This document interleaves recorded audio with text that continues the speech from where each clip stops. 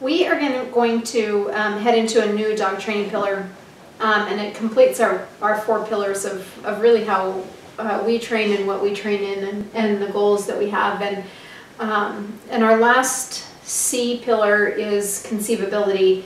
And this one is really, I mean, I think as we've gone, the pillars have gotten more and more abstract-ish, and really difficult for people to understand, really, as far as conceivability goes. And that is really the end goal, or the end picture, your expectations, where are we headed in this dog training journal, and also living with these creatures. And I find it really fascinating that we dream for ourselves, and we dream for our kids, and we dream for our families, and then we dream with them, and others dream with us, and we can build and create things, and we can discover new things because of expectations, or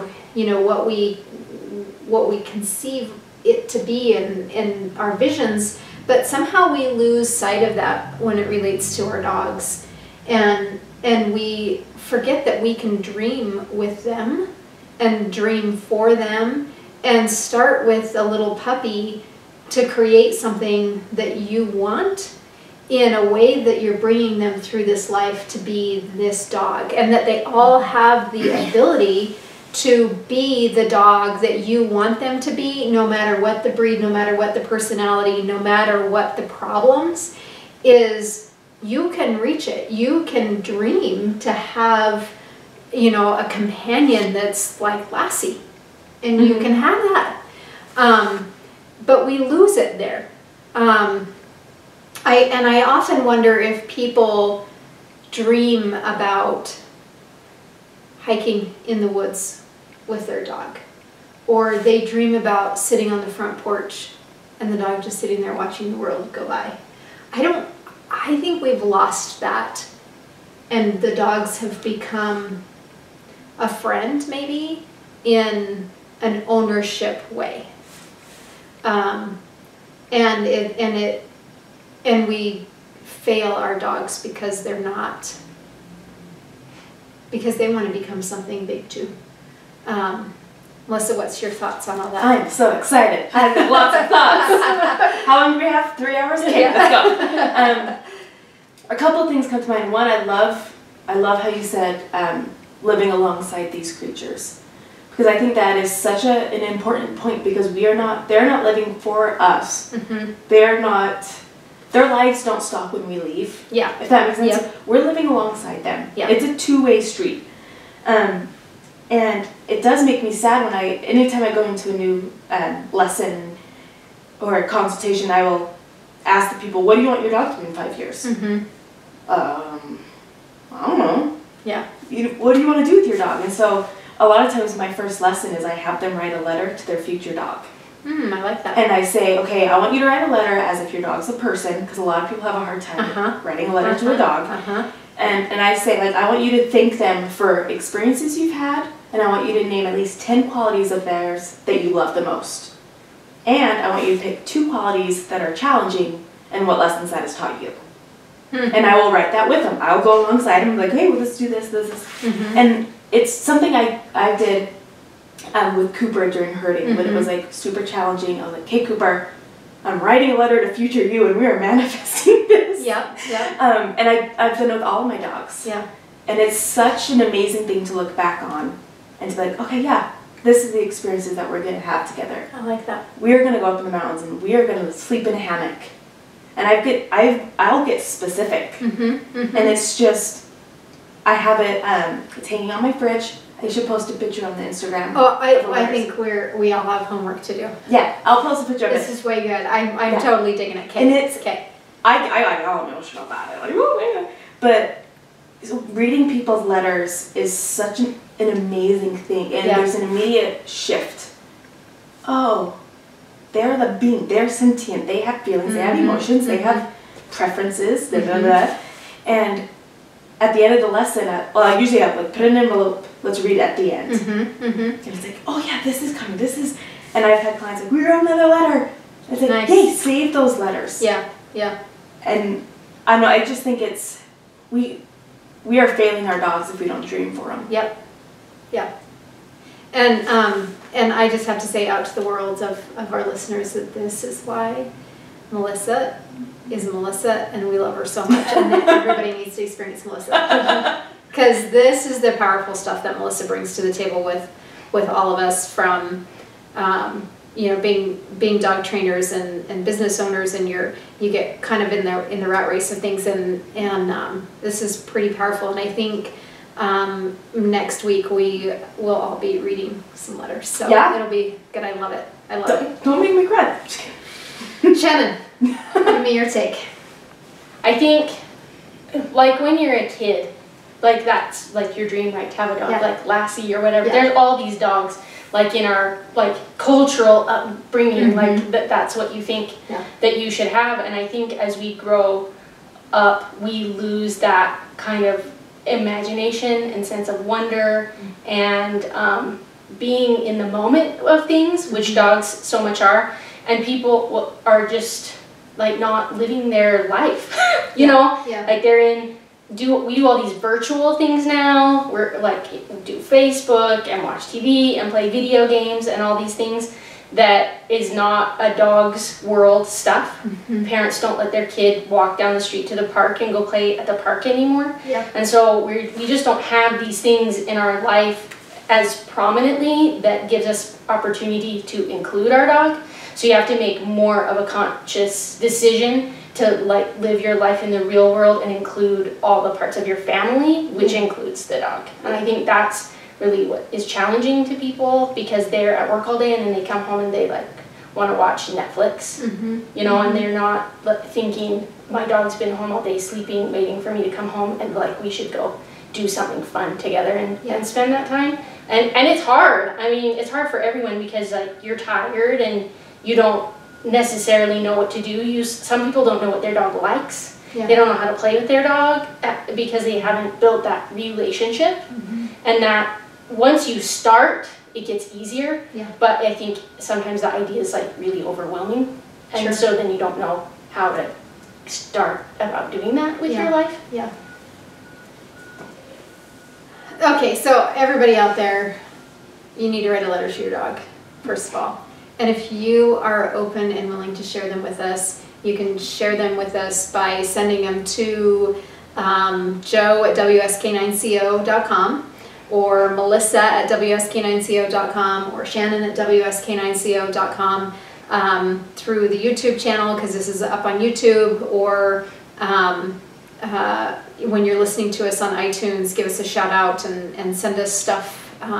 You can find us on social media and send it that way if you want to. But if any of you out there are brave enough to send in some letters, we would I will cry. I never cry, but I will cry if I read people's letters. So help me.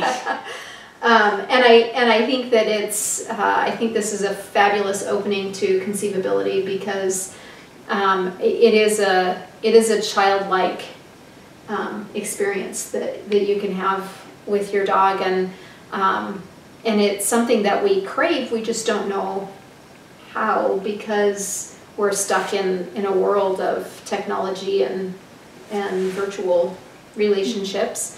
And a dog is so far from a virtual relationship that you do have to do stuff with them. I think that we also forget that our dogs depend on us for survival. Even though their lives keep going if we're not here, and they can survive. And I was watching Netflix last night, way past dog training time. And it was Chris is really into geology, and he's into rocks, and I'm discovering things with him that I think is very fascinating. But there was this city that was completely destroyed by a volcano, like completely destroyed. And they showed this picture, this house that's it's got lava bubbling up from it now, and it's so crazy. But through this video, the show, there were random dogs throughout this, and so then they got talking about, as the city rebuilds over there, and how do they know when this next eruption's gonna hit, and and I'm like, just watch the dogs, because the dogs are not too worried about it. As you're watching the dogs, you could tell that they were feral dogs and just hanging out, and I think we forget that they can live, they can survive, but they survive even because of it. Feral dogs really are not even forced to go out hunting anymore. We can feed them through our garbage because we're so wasteful anyway, and so as human beings, and so they're still dependent on us in some way, shape, or form, and so we forget that they really do depend on us, and they need the care, and they need their needs met just like we as human beings need those needs met, and I think that we selfishly forget that. Well, yeah, and I think of it like dog care is a table. One leg is food and water, one leg is shelter, one leg is play, and one leg is purpose. And a lot of people are like, oh, I'm a great dog owner, I give them food. Yeah. That table's going to fall down. Right. They need a purpose in your home. And they need to play. They need to have fun and feel like they are involved in a pack. They're pack animals. And I think that I think through training your dog, no matter what that is, those build in those pillars. If you train in those pillars, you play in those pillars, you survive together in those pillars, then you can have that dream dog, no matter what the breed, no matter what the personality, no matter what baggage they bring to the table, because I think we all bring baggage to any relationship, and it's our choice of what we do with that baggage as other people. And if we don't accept our dog's baggage, they're not going to accept ours. Right. But I also don't think that that dogs want to live in their baggage either. No. Like, oh, the poor thing was beaten, abused when it was, before I got it. They don't want to live in that. They want to be something. They want to go somewhere. They want to experience something. And so, we can, live and have no dream for them and live in this, look at me, I'm taking care of them because they were abused, versus I'm going to build you up. I'm going to make you better than what you ever thought that life could be. And I'm going to show you this world in a different light. And we forget that. And I think it's really sad that we live in the past of our dogs and we don't treat them for who they are. One of the things that's like the most cool thing about a dog is you can see when they're like becoming happier. Like you get a dog. Like I've gotten several dogs that were older dogs that I didn't know them, and they came to live at my house and we didn't know each other at all, and you start to build this relationship. And when you start to see that they're like becoming happy, and you figure out what those things are that like make them more happy, then you go on this journey of making your dog like the happiest dog in the world. And it's so fun because they grow. They have different interests and all the kinds of things that people do. You just have to like discover it in your dog, and to go on the journey of getting to know your dog and making it the happiest dog in the world is so fun. It's one of the coolest things about having a dog. Oh, for sure. And you can't have that if you stick your dog in the past. And it's kind of, and it totally it goes along with giving your dog dreams. And I have a very harsh stance on this, that you further victimize your dog when you call them abused. Or if you keep putting that on them. Your dog doesn't know what you're saying, but they sure know your energy. And if you pity your dog, then your dog's going, oh, there's something about me that's pitied. The pack is pitying me. And it's very simplistic. Once you think about it that way, of course, I'm not going to go like, oh, hey, Shannon, Jill stubbed her toe today. She's hurting. Joe's hurting. then I'm just putting you in a corner Right. of you're hurting. Yeah. Stubbed your toe. That happened last week. Right. Last week, Jill stubbed her toe, guys. Yeah. Yeah. And You it's, know. I did follow a retractor today. Just so so we'll yeah. talk about it next week. And so I have a friend who, she got her dog, and her dog had cigarette burns all over its body from abuse. Yeah. But she says my dog's recycled. Nice. It's refurbished. I have a love it. refurbished dog. Yeah. And I'm like, have fun. Yeah. Yeah, she doesn't, like, Yeah. it's just that she never put that label on her dog. Yeah. Starting fresh. Right. She's a recycled dog. That refurbished. Whatever. totally popped into my head. It took me a long time to understand these signs because sometimes signs are weird to me, but the big billboards, and it was like a comb, and it wanted to be a bench when it got recycled or something like that. Oh, do you know what yeah, signs yeah, I'm yeah. talking about? Yeah. Yeah. So that's fitting, right? I mean, you've got a recycled dog. Let's just make it something. It wants to be something different, so make it something different. Exactly. Yeah. Yeah, I love it. I like that. Yeah, those signs throw me off sometimes. What is this talking about? And you're driving too fast to see the fine print. So all you can see is this thing, and you're like, I've got to remember to read like each little word as I drive by this billboard so I can figure out what Well, it's they're all talking. trying to be too clever these days. I know, something with a bunny and it eating and something like that one. I Do you know haven't what seen that one. Oh, I've never figured that one out. Somebody told me what it was. It has to do with a movie. But anyway, yeah. Things just come to mind. Kids these days. Jeez. So as we head into it, if you are brave enough to send us some letters, we would love to see those letters to your dogs. And I believe that will be our assignment for the week, is writing letters to our dogs, and even maybe our future dogs that we'll share next week as we head into this new pillar. And it definitely is an emotional one, and I think it definitely is one that we forget about a lot.